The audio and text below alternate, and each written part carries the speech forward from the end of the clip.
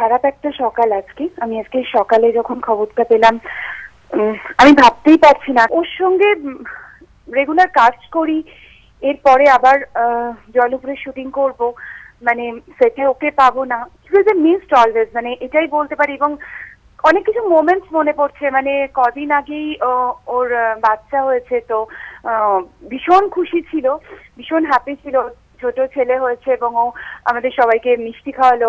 ও খুব ভালো খেলতো, আমাদের মাঝে মাঝে আর্টিস্টের যে ফুটবল ম্যাচ গুলো হয় সেখানে ও খেলতো, আমি তো যেতামই।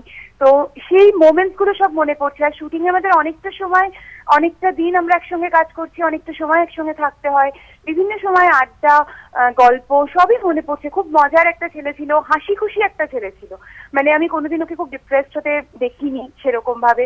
সবসময় ভীষণ মজা করতো, আনন্দ করতো। খুব খুব খারাপ লাগছে, মানে আমি বলে বোঝাতে পারবো না আমার কতটা খারাপ লাগছে।